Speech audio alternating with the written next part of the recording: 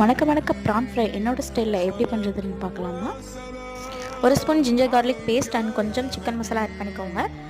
Chicken masala இல்லாதவங்க கொஞ்சம் மல்லித்தூள், கொஞ்சம் கரம் மசாலா தூள் ஆட் பண்ணிக்கோங்க. தேவையான அளவு salt and 1/2 teaspoon chilli powder, 1/2 teaspoon மிளகு சீரகத்தூள் அண்ட் 1/2 லெமன் ஜூஸ் ஆட் பண்ணிக்கோங்க. ஆட் பண்ணி நல்லா மேரினேட் பண்ணிக்கோங்க. மேரினேஷன் முடிஞ்சதுக்கப்புறம் 10 மினிட்ஸ் ரெஃப்ரிஜரேட் பண்ணி எடுத்துக்கோங்க. கொஞ்சம் கூட மசாலா ஊற்றுறாது.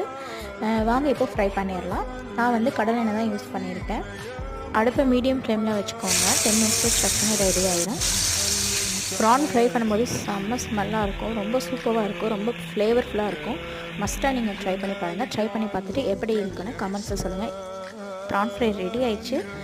கண்டிப்பாக ட்ரை பண்ணி பாருங்கள். இது சாம்பார் கூட ரசம் கூட வச்சு சாப்பிட்றதுக்கு ரொம்ப டேஸ்டியாக இருக்கும். இந்த ரெசிபி உங்களுக்கு பிடிச்சிருந்தா லைக் பண்ணுங்கள், ஷேர் பண்ணுங்கள் அண்ட் சப்ஸ்கிரைப் பண்ணிக்கோங்க. பாய். அஸ்ஸலாமு அலைக்கும்.